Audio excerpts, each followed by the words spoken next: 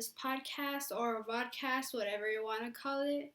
And as you can see, this is our first YouTube video, and I hope that we could be helpful for you in this. And I'm going to be teaching you Algebra 1 and Geometry. So whatever you need for those classes, you'll probably find in our video as we go along through the years. And next week, you will see our producer and our second host, Abriana, and our editor, Jaiden. So today, I'm going to be teaching you the multiplication property. So before we start, I just want to show you this. As you can see, it has labels. You should know this by now, but if you don't, it's okay. I'm here to help you. So we have 3, which is, the coefficient. The coefficient is in front of the variable, as you can see. So any number that's in front of a variable is called the coefficient. And then the A right here is the base. So it's like the letters are basically for the unknown numbers. So in math, the unknown numbers that you're trying to figure out are likely going to be either X or Y, but they will also use other letters too. So that's called the base, and then the numbers that go on top are the exponents. So I say that you should write this down. You should get a pencil and a paper because you need it. Because there's no purpose of being here if you're not going to write it down, because without notes, it's going to be harder for you to study later on. And yeah, so to start, I will teach you with expanded form.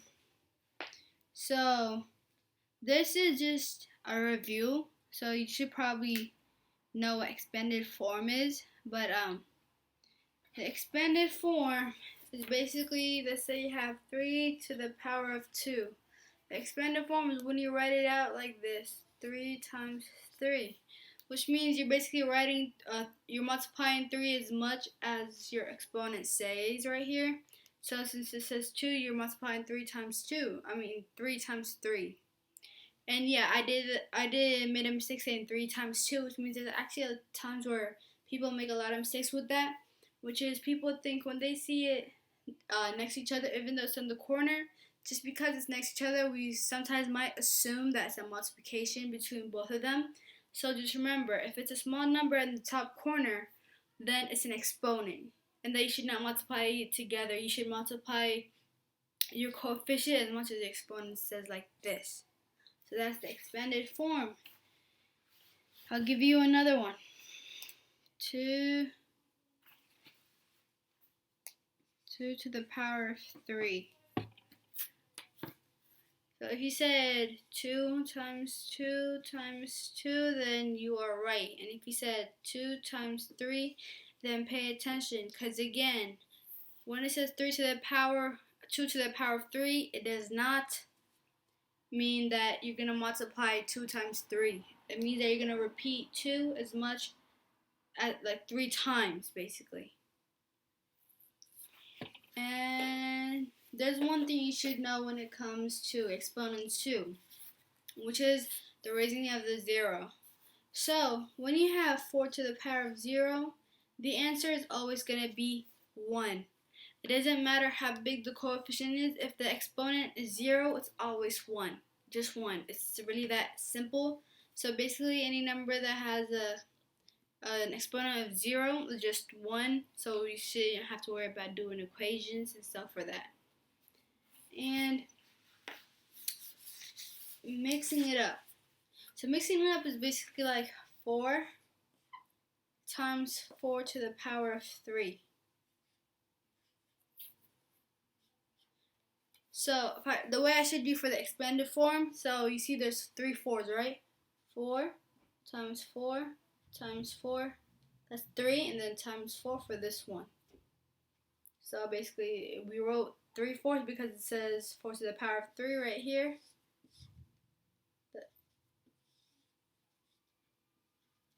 And then this one is this number just brought back to here. This is like the longer way of solving it, and then you just multiply them, but sometimes it could take too long, especially they will give you like this. They will give you like a big exponent numbers in the test, so it's better when I show you the shorter version. I'll give you another one. 6 to the power of 2 times 6 to the power of 3. So that would be 6 times 6 times 6 times 6 times 6. So this 3 right here for this one, and then these 2 right here for that one. And then you would multiply it. But like I said, they're not good. It's better not to do this during tests because it will take up your space. So let me show you another one. Let's do the same number that we did on the first one, which is 4 times 4 to the power of 3. As you can see, it's the same one, but this is something you could do. So every number, every question, even if it doesn't have an exponent right here on the top, even if you can't see, there's an invisible 1. So what you do is you add both of them, the 1 plus 3. So you should get 4 to the power of 4. Or the other way, when we did the expanded, 4 times 4 times 4 times 4. As you can see, there are like, it equals to 4 4s. So the easier way, instead of like having to multiply it and say the answer, you could just do it the short way, which is 4 to the power of 4. But just adding the exponents together would be easier, and it would waste less time and less of your paper during the test. But let me tell you this one though. So there's 5 to the power of 2 times 3 to the power of 3. Actually, let's add another one. Times 3. So, like I showed you the other one, like where you had to add the exponents. But this is one thing that's gonna be, it might be tricky for you to remember. You could only do that when the coefficients are the same number. If it's a different number, you cannot add the exponents together. Because if the coefficients are the same, just if you add another one, your answer is still going to be the same for those numbers. But if the coefficient is a total different number, it will affect your answers. So let's say you had, let's write this in expanded form. It would be 5 times 5 times 3 times 3 times 3 times 3. Right here. So you basically would just like add these ones right here. So it'd be 1, 2, 3, 4. There'd be 3 4s, and then 2 5s, and then there you go.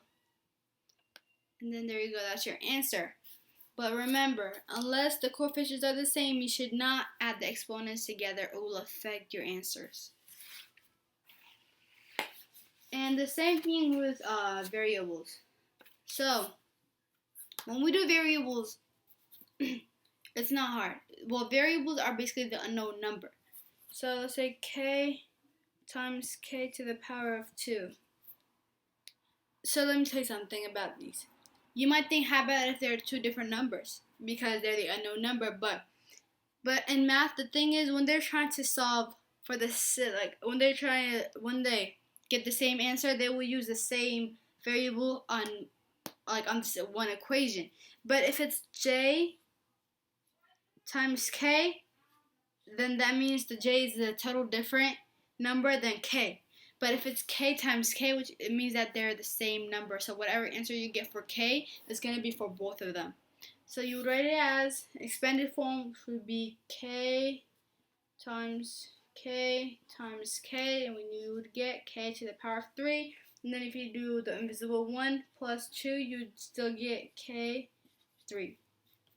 So I hope that helps. But this is just the basic, and you have to take notes on it, because in the future, is like as it goes on, in one equation you'll have to do like about 7 steps or even more, sometimes less, but it depends on it. But like everything that you learn in the process is gonna be used to solve one equation at some point in your math classes. So it's better to take notes. And today I was nice. You will probably not see me next week, but the week after that, I won't be this nice, so you have to remember what to do. And please subscribe to our channel, because as it goes on, we will try to help you if you're in Algebra 1 or Geometry, and then you are likely to find the answers to what you're looking for, to the things that you're struggling with. And I just want to say this: if you're struggling with math, we could help you, and if you dislike math, because let me tell you, the only reason that you dislike math is likely because you're not good at it. Because if you're good at it, there's nothing you could hate about, like when you're good at something. So, just come back here, and everything will be fine. Bye! See you next week with our other host, Abriana.